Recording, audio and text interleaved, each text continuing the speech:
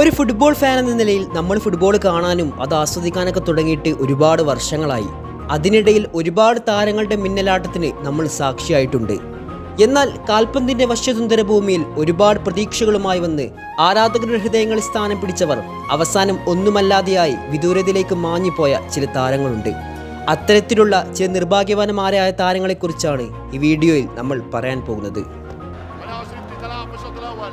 الارجنتين بالمرتدات، الارجنتين عندها برشا مقابلات، ممكن هذه اهمها، هذه احداها، هذه احلاها، الهدف الاول مش معقول، مش ممكن، هدف ابيض للفانيلا الزرقاء، هدف ابيض للمارد الازرق، هدف ابيض. ആരാണ് നിങ്ങളെ ഏറ്റവും പ്രയാസപ്പെടുത്തിയ എതിരാളി? ആരാകും അങ്ങനെ ഒരു കാൽപന്ത് കളിക്കാരൻ എന്നൊരു ചോദ്യം 2019 വരെ ഇംഗ്ലീഷ് പ്രീമിയർ ലീഗിലെ ഒരു ഡിഫൻഡറോട് ചോദിച്ചാൽ അവർ ആ പേര് പറയുന്നതിൽ നിങ്ങൾ അത്ഭുതപ്പെടേണ്ടതില്ല.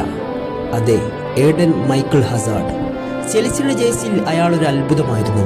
എതിരാളികളെ നോക്കി കുത്തിയാക്കുന്ന അയാളുടെ വേഗതയും ഡ്രിബ്ലിംഗും കണ്ട് ആരാധകർ അത്ഭുതത്തോടെ നോക്കി നിന്നു. യൂറോപ്പ ലീഗും FA കപ്പും ഇംഗ്ലീഷ് പ്രീമിയർ ലീഗ് വരെ ഹസാർഡിന്റെ കാലത്ത് ചെൽസി സ്വന്തമാക്കി.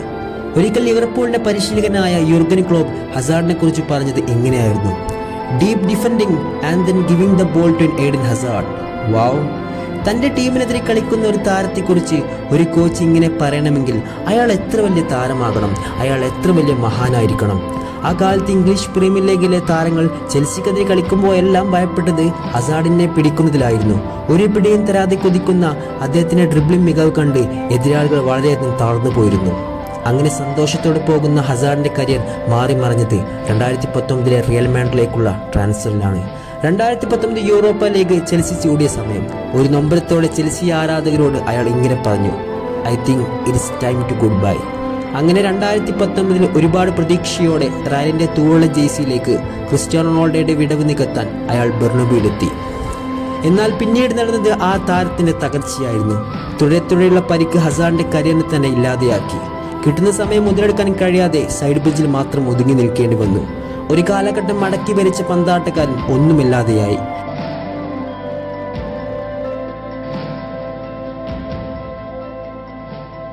ലിവർപൂൾ ആരാധകരുടെ the little magician Philippe കുട്ടിഞ്ഞോ.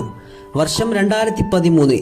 Inter മിലാനിൽ നിന്നും ഏകദേശം 7.7 മില്യന് ലൂയിസ് സുവാരസും റഹീം സ്റ്റെർലിംഗുമെല്ലാം അടങ്ങുന്ന ആ നിരയിലേക്കാണ് കുട്ടിഞ്ഞോയും കടന്നു വരുന്നത്. അതുവരെ ഒരു സാധാരണ താരമായി മാറിയ കുട്ടിഞ്ഞോയുടെ പീക്ക് പെർഫോമൻസ് ആരാധകർക്ക് കാണാൻ സാധിച്ചത് ഡോർട്ട്മുണ്ടിൽ നിന്നും യൂർഗൻ ക്ലോപ്പിന്റെ വരവോടുകൂടെയാണ്. കുട്ടിഞ്ഞോ നല്ല കഴിവുള്ള താരമാണെന്ന് മനസ്സിലാക്കിയ യൂർഗൻ ക്ലോപ്പ് നല്ല പ്ലേയിങ് ടൈം കൊടുത്ത് ലിവർപൂളിന്റെ നിരയിലെ പ്രധാനപ്പെട്ട താരമാക്കി. 2016-17 സീസണിൽ 33 ഗോളും 7 അസിസ്റ്റും അദ്ദേഹം തന്റെ പേരിൽ കുറിച്ചിട്ടു. അതിന്റെ തൊട്ടടുത്ത വർഷം വെറും 14 മത്സരങ്ങളിൽ നിന്ന് 7 ഗോളും അദ്ദേഹം തന്റെ പേരിൽ കുറിച്ചിട്ടു. ലക്ഷ്യം തെറ്റാത്ത ലോങ് റേഞ്ച് ഷോട്ട് കൊണ്ടും അളന്നു മുറിച്ച പാസുകൾ കൊണ്ടും ഡിഫൻസിനെ കീറി മുറിക്കുന്ന ഡ്രിബ്ലിംഗ് മികവ് കൊണ്ടും ആൻഫീൽഡിന്റെ മൈതാനങ്ങളെ അവന് വിറപ്പിച്ചുകൊണ്ടേയിരുന്നു. ആ സമയത്ത് ഒരുപാട് ക്ലബ്ബുകൾ കുട്ടിഞ്ഞോയെ ടീമിലെത്തിക്കാൻ ശ്രമിച്ചെങ്കിലും അദ്ദേഹത്തെ വിട്ടുകൊടുക്കാൻ ലിവർപൂളിന്റെ മാനേജ്മെന്റ് ഒരിക്കലും തയ്യാറായിരുന്നില്ല. എന്നാൽ 180 മില്യൺ എന്ന വലിയ ഓഫർ ബാർസലോണ മുന്നോട്ട് വെച്ചപ്പോൾ തന്റെ സ്വപ്ന ക്ലബ്ബിലേക്ക് പോകാതിരിക്കാൻ അയാൾക്ക് സാധിക്കുമായിരുന്നില്ല. അങ്ങനെ 2018 ആരാധകരുടെ ദ ലിറ്റിൽ മജീഷ്യൻ ആൻഫീൽഡിന്റെ കുമ്മായ വരക്കപ്പുറത്തേക്ക് നടന്നു നീങ്ങി.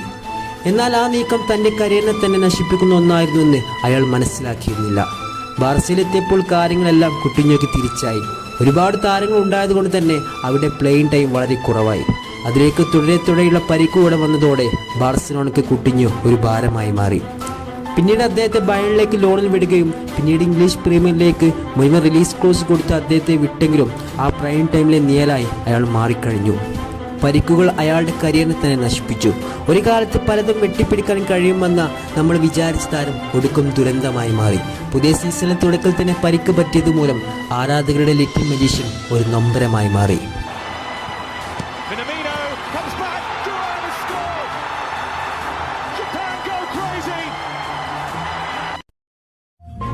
ഇതുവരെ നമ്മൾ പറഞ്ഞ താരങ്ങൾ പരിക്കിന് പിടിയിൽപ്പെട്ട് അവരുടെ കരിയർ അവതാളത്തിലായവരാണെങ്കിൽ ഇത് നമ്മൾ പറയാൻ പോകുന്ന താരം വംശീയത എന്നതുകൊണ്ട് മാത്രം തന്റെ കരിയർ അവസാനിപ്പിക്കാൻ വിധിക്കപ്പെട്ടവനാണ്.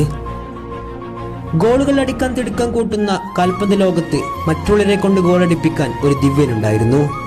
ജർമ്മൻ നാഷണൽ കുപ്പായത്തിലും ആർസനലിന്റെ ചുവന്ന ജേഴ്സിയിലും റയലിന്റെ തൂവള്ള ജേഴ്സിയിലും ഇതിഹാസം തീർത്തവൻ. അസിസ്റ്റുകളുടെ രാജകുമാരൻ എന്ന് കാൽപന്ത് ലോകം വിശേഷിപ്പിക്കുന്ന മെസ്യൂട്ട് ഒസിൽ ഒട്ടും സ്വാർത്ഥതയില്ലാതെ പന്ത് തട്ടിയ താരം. 2014 ലോകകപ്പ് കിരീടം ജർമ്മൻ പടച്ചൂടിയപ്പോഴും റയലിന്റെ UCL നേട്ടത്തിലും ആർസനലിന്റെ കിരീടദാനത്തിലും മുഖ്യ പങ്ക് വഹിച്ച പന്താട്ടക്കാരൻ ഒരു നോവായി മാറിയത് വംശീയത കൊണ്ട് മാത്രമാണ്. ഒട്ടും മാനസികമായി അതൊന്നും താങ്ങാനാവാതെ ഫുട്ബോൾ ലോകം കണ്ട ഏറ്റവും മികച്ച പന്താട്ടക്കാരൻ കളിമൈതാനിൽ നിന്നും നോവുന്ന ഓർമ്മകൾ മാത്രം ബാക്കിയാക്കി വെള്ളവരക്കപ്പുറത്തേക്ക് നടന്നു നീങ്ങി.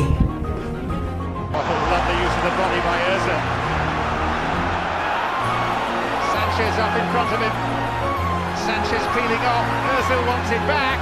Mesut Ozil.